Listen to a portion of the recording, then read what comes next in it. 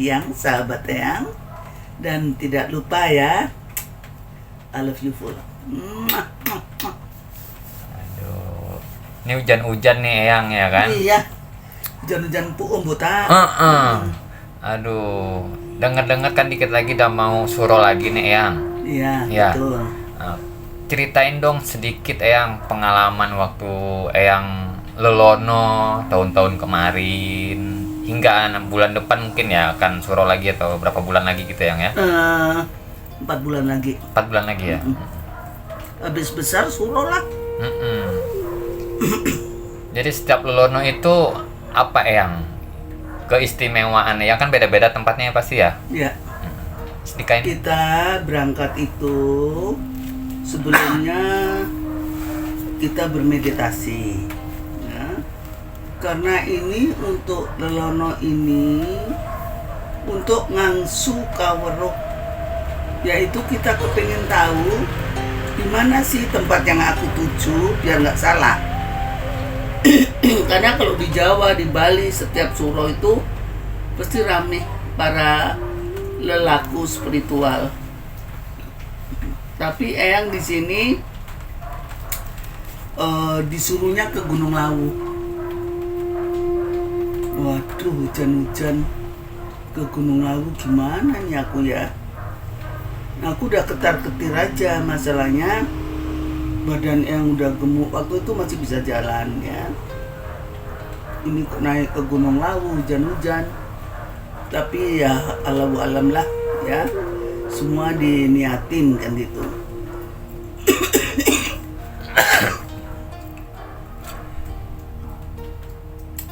Terus yang bermeditasi, setelah yang bermeditasi yang dapat petunjuknya ke Gunung Lawu. Berangkatlah kami ya. Yang berangkat juga bukan Eyang doang. Ada kami rame-rame ya, bertujuh apa berdelapan gitu loh. Setelah di Karangpandan, kami kan bikin laporan dulu ya di pos 1. Terus sampai pos 2, sampai pos 3 itu Eyang udah nggak kuat. Wah, ini sejagung-jagung ini. Terus anak-anak tak suruh berangkat duluan, dah berangkat dah. Titip jerigen 1, Eyang minta air 7 pancuran. Karena air ini sangat penting untuk Eyang untuk buat ritual kalau di darat seperti ini. Ada, soalnya air pancuran itu ada junjung derajatnya. Ya ada ketentraman ya, ada kesembuhan. Jadi setiap pancuran-pancuran itu mengandung arti masing-masing. Eyang nggak ikut naik, nggak kuat. Berarti tahun ini rencana kemana Eyang kira-kira? Tahun ini kira-kira aku belum bisa nentukan, bukan perkiraan Eyang rate yang ini kan. Oh, yang nentuin gitu Eyang ya? Iya. Kalau kayak gitu bisa request nggak sih Eyang? Ya nggak bisa. Nggak bisa ya? Nggak bisa. Berarti menurut petunjuk aja Iya, gitu ya? Iya. Kalau menurut petunjuk itu enak Jadi kita bisa dapat keris, dapat apa-apa. Kalau kita sejalan sendiri itu kadang-kadang 0. Kosong, Kita nggak dapat apa-apa. Kayak kemarin satu suro, aku nemukan keris ya di tempatnya Erlangga itu, apa namanya? Aduh, di Pandaan itu, Gunung Penanggungan itu loh itu di situ tempatnya Erlangga Muksa. Itu kalau kayak gitu setiap tahun itu pasti berubah Eyang atau berubah nggak pernah tempat yang sama? Nggak pernah. Nah kalau tadi yang sempat cerita ke Gunung Lawu gitu Eyang ya? Ya. Itu kan Eyang sendiri punya padepokan Gunung Lawu. Ya akhirnya Eyang karena beberapa kali disuruh ke Gunung Lawu, Eyang dengan teman rekan Eyang, ayo kita membentuk Suara Langit Padepokan Gunung Lawu, karena Suara Langit ini kita dibisikin ya, dibisikin ayo kamu ke Gunung Lawu gitu. Ini suara langit, padepokan Gunung Lawu, kita membuat padepokan gitu loh. Kebetulan waktu itu Mbah Marmoni, mbah daripada keluarga itu ada di Gunung Lawu di Karangpandan.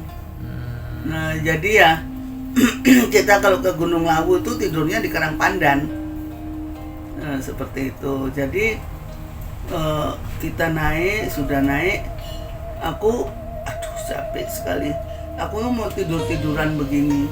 Itu kulit supermi itu kan banyak kali di pos-pos itu. Aku wadai tas kresek gitu loh ya, biar bersih, biar bisa aku tidur. Itu orang-orang sembarangan buangnya nggak karu-karuan. Jadi pendaki-pendaki yang baru itu kalau sudah pegel sekali itu kan harus bersihkan dulu. Tapi kalau kita itu hikmat, otomatis bersih dengan sendirinya kan gitu Om. Nah jadi kami udah sampai sana. Terus ada ibu-ibu ini Om, kayak petani. Topinya tuh camping gitu loh, camping besar gitu. Itu 2 orang perempuan. Dia bilang, loh Doro itu julukan orang-orang Jawa itu artinya orang berkasta, Doro ya, juragan gitu loh. Kok nggak naik? Aduh Bu, mata saya kunang-kunang kuning. Rasanya saya udah nggak kuat, ini keringetku udah sejagung-jagung, aku bilang gitu ya. Terus aku buka supermi ini nggak usah air, jadi diremukin campur bumbunya makan. Ibu itu tak kasih satu-satu 2 orang. Terus ini airnya Bu, itu nggak dimakan, dibuang di seniknya itu di belakang. Terus aku makan. Setelah makan ayo tak ganti, nanti di sumur 7 itu penyakit apa aja hilang katanya gitu. Terus oh iya terima kasih. Terus aku bilang dong sama suamiku, Mas gimana kalau kamu nggak kuat jangan dipaksa ya, ikutin aja. Enggak ada ibu-ibu ini kok yang nemenin, aku bilang itu. Terus ibu ini sepanjang jalan tuh ngomong aja sama temennya. Nah, aku tuh ngikutin dia di belakangnya gitu. Terus aku rasanya waktu tahun lalu lewat sini juga, lewat sungai kecil ini juga, lewat sini rasanya tempat yang aku lalui itu sudah pernah aku lalui sekarang gitu loh. Terus ibu itu bilang, nanti kalau di Panjuran 7 kalau mau ke Peninggonani ya, ke ini nanti tak ganti. Enggak Bu, aku cuman ambil airnya kok di Panjuran 7 gitu. Terus setelah itu aku nyampe di Panjuran 7, itu nggak ada hitungan menit rasanya Om. Rasanya itu janggal banget ya. Orang-orang yang udah naik duluan baru nyampe kok. Anak teman-temanku tuh termasuk Manda, termasuk semuanya. Lah Eyang katanya. Iya. Ayah lo, aku bilang. Kenapa nak? Eyang, ini loh. Eyang sama siapa? Ya sama Pak D, Pak Ari, aku bilang gitu. Nah, tadi ada ibu-ibu yang nganter Eyang, tapi mana ya? Loh, nggak ada. Hilang Om. Ya nggak pamit, kemana perginya nggak tahu kita. Sebelumnya juga nggak ngomong itu yang? Nggak ngomong, nggak ngomong ibu-ibu itu. Kalau tahu dia mau lekat Om, udah deh aku minta apa-apa di situ. Nggak ngomong apa-apa kayak petani biasa gitu loh. Tapi yang diucapkan sama beliau itu benar ya? Benar. Benar semua ya? Benar, jalannya benar. Yang panjuran-panjuran aku sering ngambil air Gunung Lawu kok. Ini masih ada Pak, air dari Gunung Lawu. Ya. Nah, jadi masih ada itu untuk pengobatan. Kalau Eyang itu pergi kemana-mana Suro, itu oleh-olehnya bukan apa-apa ini air jerigenan, coba Om Jum. Ya. Ya. Itu ini air Suro setiap suro yang cari air ini. Nah, ya guys, ini jerigen-jerigennya nih. Air keramat jerigen-jerigennya semua. ini air keramat, beda-beda tempat gitu, beda-beda tempat. Terus akhirnya kalau di sana di Pancuran 7 tuh kalau lagi mandi jangan bilang dingin. Dingin bener. Kalau bilang kita seger ya, kita dari yang tua dulu, kan yang tua lahir duluan, yang tua terus baru yang muda. 7 kali keliling, bener-bener segar. Tadinya udah namanya mata ini udah kuning, udah pusing dah. Terus duduk di sana kebetulan rame sekali, terus saling bercerita dari mana ini, ayo naik ke Pringgonani. Pringgonani itu satu sap lagi dari Pancuran 7 gitu loh, ada gua penganten gitu kan. Jadi kita selalu begitu Om. Kemudian turun, aku tuh action, ayo foto-foto, di foto Om. Udahnya cuci cetak, dulu kan cuci cetak Om. Setelah cuci cetak itu ada kayak pocong itu putih, kelihatan di foto itu. Nah ini apa? Aku tanya sama Eyang Rate. Ini apa Eyang? Ini adalah sosok orang yang hilang minta disempurnakan. Jadi loh itu tadi kalau kita memang tanggap kan tahu dia ke pos keberapa. Tapi karena kita nggak tahu masa mau kembali lagi, ya kita kirim doa aja dari bawah gitu loh. Masalahnya ini petunjuk sebetulnya, harus kita balik, kita sempurnakan di situ. Tapi karena kita kan terus berjalan, setelah itu kita sampailah di bawah ya. Kita mau makan itu ke Solo ya, mau makan itu ke Solo. Sudahnya di Solo itu ada supermarket, ada rumah makan, rame nggak ketulungan. Nah aku kan kebetulan mau cuci tangan dulu, mau kencing. Orang laki-laki ini suaminya Ciratna namanya Kohan, sama Koheri, Mas Hari itu suamiku. Aku sama Cik Ratna, sama ada lagi Cik siapa ya, satu lagi. Terus udahnya sampai sana kita nyuci tangan, mau makan. Aku doa dulu kan, jailah itu nasi Om berupa kayak set gitu, terbang. Hah, Cik, kok ular? Ini lo liatin, mana? Iya ular. Waduh panas hatiku Om. Tak cari itu yang penjualnya. Mbak, caranya jualan jangan gini dong. Masa kita mau makan set, aku bilang gitu. Terus mana kasirnya, padahal tadi bosnya itu ada. Bosnya langsung sembunyi gitu. Nggak ada. Terus aku marah-marah, jangan dibayar, aku bilang. Kamu makan set itu, apa yang dibayar? Terus aku nggak jadi makan cari di pinggir jalan gitu loh.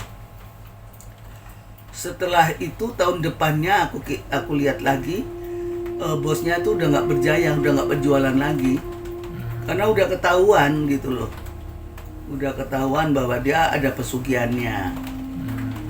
Jadi berarti kalau kayak gitu itu yang sebelum diantar ke pembeli nih, kan makanan itu nggak kelihatan nggak itu ulat gitu ya? Ya nggak kelihatan, orang awam nggak kelihatan. Ya hanya orang-orang kayak Eyang aja yang kelihatan, yang tahu ya. Nah, Eyang, berarti sekarang udah berapa lama yang nggak ke Gunung Lawu lagi? Semenjak kaki Eyang pakai kursi roda. 3 tahun, 4 tahun mungkin ya? 4 tahun. 4 tahun ya.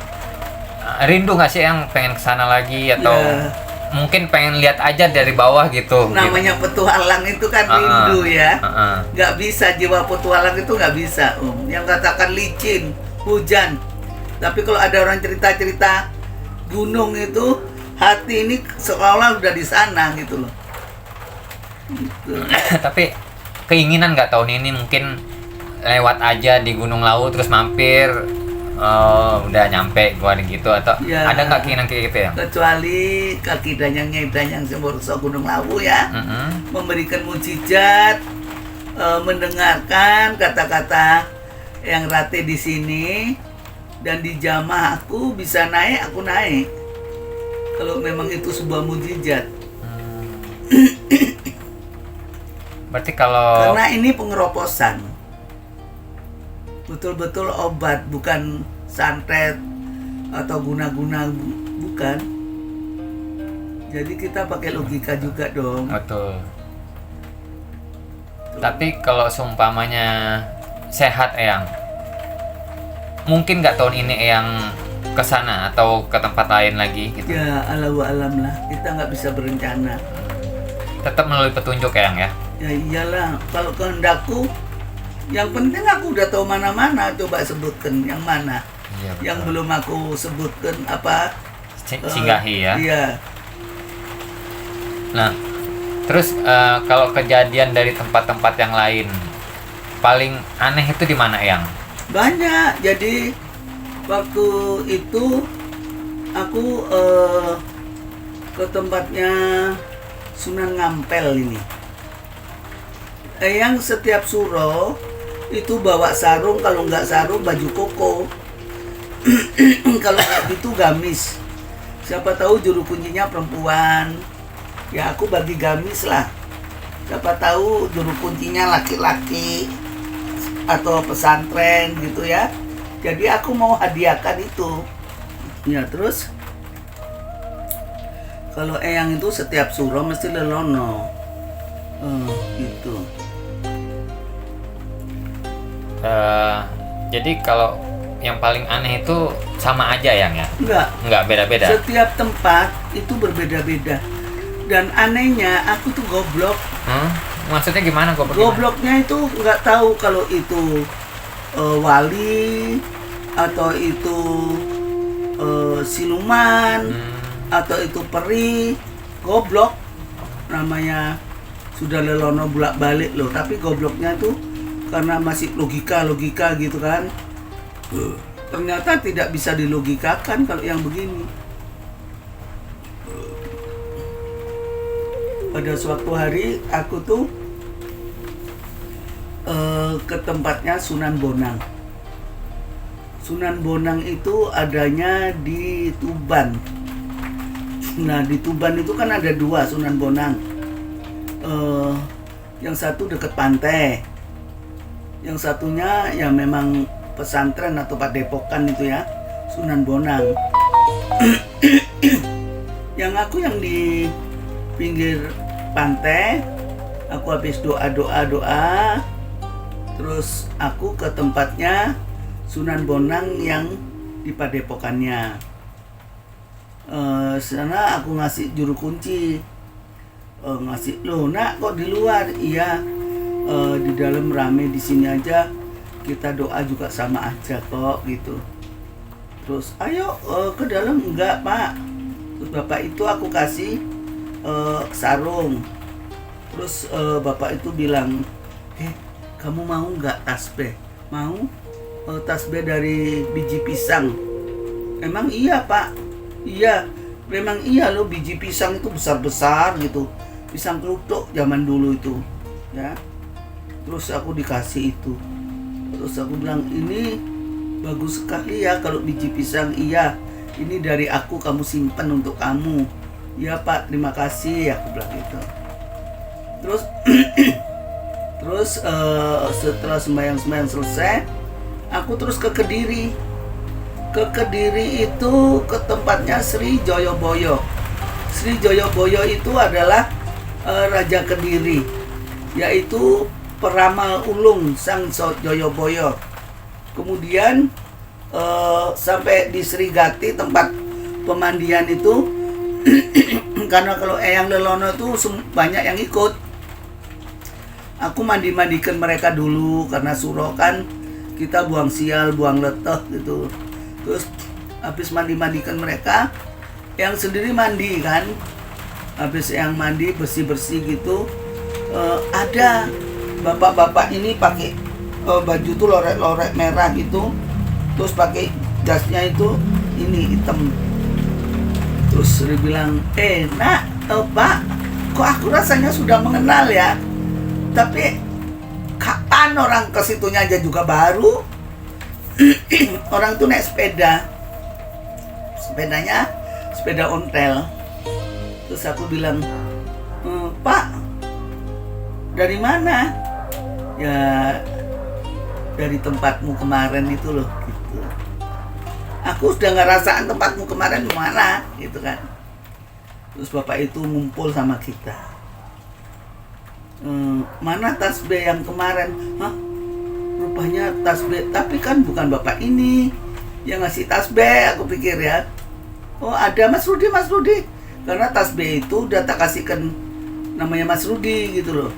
Mas Rudi ini loh tas B-nya ditanya, dikasihkan sama Mas Rudi. Ini Pak, udah sembahyang penuh. Mas Rudi bilang, itu untuk saya kan Pak, karena sudah dikasihkan sama Mbak Tuti. Saya diam aja. Sudah, sekarang Tuti kamu pegang ini. Ada kayak Al-Quran itu dibakar pun enggak terbakar. Al-Quran itu ya dibakar. Aku ngeliat itu takjub. Hah? Emang benar seperti ini? Tak pegang itu panas, makin panas. Ini ku tuh bergetar sampai karena aku takjub, aku panggil dong teman-temanku tadi semua itu agar dia ikut gitu loh. Karena dia anak-anak ini ngumpul terus ikut megang. Si bapak itu tadi bilang, udah gitu, udah. Ya. Akhirnya bapak itu pamit, nanti ini bisa untuk kamu nanti di jam 3 ya. Kamu balik lagi sini. Iya Pak. Jam 3 pagi atau sore ya? Nggak tahu tuh dah. Jam 3 pagi, waktu itu masih jam 2 sih. Jam 2 pagi subuh. Kalau surau tuh jarang orang tidur. Sampai pagi terus Sampai pagi. Terus orang itu pergi naik sepeda. Yang goblok aku nggak tanya sore atau pagi. Itu kemudian aku ke tempatnya Mahkota Sri Joyoboyo ya. Itu tadi pemandian itu tempatnya Sri Gati namanya. Ke tempatnya pemandian. Terus aku ke tempatnya Sri Joyoboyo, tempat mahkota. Udah di situ rame aku sembahyang. Orang berebut kantil, bunga kantil ya, berebut. Terus udah sampai di situ orang-orang tadi ribut ngeliatin aku tas B-ku. Ada seorang ibu ngeliat, hah? Ini kan tas B-nya Sunan Bonang, katanya gitu. Sunan Bonang. Iya bener. Saya itu jadi tukang sapunya Sunan Bonang bertahun-tahun. Ibu kok punya ini? Lah saya dikasih sama juru kunci Sunan Bonang. Itu Sunan Bonang Bu, bukan juru kunci. Terus yang benar Bu, ya Allah, aku tak ciumnya kok, aku ini bodoh sekali ya. 2 kali Sunan Bonang nemuin aku ya, kok aku tuh bodoh banget, katanya Sunan Bonang. Memang yang dicari orang-orang kayak kamu gitu loh ya. Terus udah semacam itu, aku bilang, aku sembahyang, aku terima kasih sekali Sunan Bonang, engkau penuh kasih ya, sampai engkau menjumpai aku sampai 2 kali. Ada rencana apa ini? Tolong beri pawisik. Terus teman-temanku pada megang-megangi tasbih semua. Terus pada ngumpul sama ibu itu. Aku tuh tukang sapu bertahun-tahun di situ. Ini karena suro, aku leluno, besok aku balik lagi sana. Kalau sudahnya suro, katanya gitu. Oke. Berarti lelono itu lebih baik sendiri atau rombongan sih sebenarnya? Rombongan nggak apa-apa lah Nggak apa-apa. Tapi diutamainnya tuh gimana ya? Ya kita fokus setiap tempat itu yang kita tuju, terutama kita minta pengampunan sama Gusti Allah ya, dan kita berterima kasih kita sudah nyampe tempat ini. Nggak setiap orang bisa nyampe tempat ini. Berarti nggak ada batas misalkan berapa orang minimal gitu, nggak ada ya? Nggak dimestikan ya? Enggak. Jadi gitu. Yang paling berkesan Eyang tahun ke tahun semenjak Eyang muda ya, yang suka Eyang lelono itu apa Eyang? Aku pernah datang waktu itu ada namanya Bank Eksim ya. Zaman dulu tuh ada namanya Bank Eksim. Nah, aku punya bos itu yang punya Tekel Diamond.